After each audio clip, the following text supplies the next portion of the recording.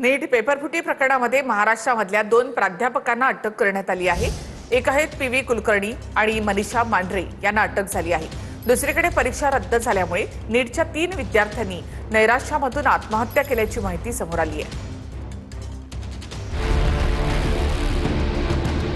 नीट पेपरफुटी प्रकरणात महाराष्ट्रातून आणखी एका प्राध्यापक महिलेला अटक करण्यात आली आहे। बायोलॉजीच्या प्राध्यापक असलेल्या मनीषा मांढरेला सीबीआयनं बेड्या ठोकल्यात।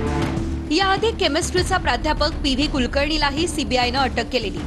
नीट पेपरफुटी प्रकरणात सीबीआयनं आतापर्यंत 9 जणांना अटक केली आहे। यात पुण्यात ब्युटी पार्लर चालवणारी मनीषा वाघमारे हिचाही समावेश आहे। सीबीआय आता मनीषा वाघमारेच्या पतीचीही चौकशी करणार आहे। मनीषा वाघमारेचे पती डॉक्टर संजय वाघमारे यांचा पुण्यातल्या बिब्बेवाडीमध्ये दातांचा दवाखाना आहे। नीटच्या परीक्षा प्रक्रियेत मनीषा मांढरेला तज्ज्ञ म्हणून नियुक्त करण्यात आलेलं। मनीषा मांढरेनं मनीषा वाघमारेच्या माध्यमातून नीट परीक्षेच्या उमेदवारांसोबत संपर्क साधला होता। एनटीएची संपूर्ण पेपर सेटिंग कमिटी आता सीबीआयच्या रडारवर आहे।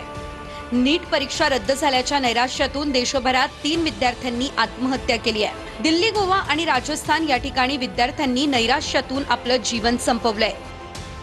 विद्यार्थ्यांनी अशी पावलं उचलू नयेत, सरकार त्यांच्या सोबत आहे असं आवाहन केंद्रीय शिक्षण मंत्र्यांनी केलंय।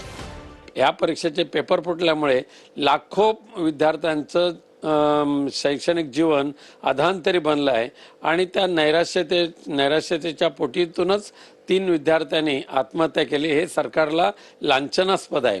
सहजासहजी पेपर फुटतातच कसे याच्यावर गांभीर्याने विचार करण्याच्या ऐवजी ह्या सर्व प्रकाराचं थातुरमातुर स्पष्टीकरण करतात, हे दुर्दैव आहे। केंद्रीय मंत्री धर्मेंद्र प्रधानजी यांनी नवीन डेट जाहीर केलेली आहे। त्या डेटला परीक्षा होतील। नीट सारखी परीक्षा जर लीक होते हे दुर्दैव आहे, सर्वांकरता चिंतेची गोष्ट आहे। त्यामुळे यामध्ये मोठ्या प्रमाणावर आता कसं सर्व्हिलन्स करता येईल ज्यातनं हे नीट पेपर लीक होणार नाही, कुठलेच पेपर लीक होणार नाही याची काळजी सरकार घेत आहे, केंद्र सरकार घेत आहे।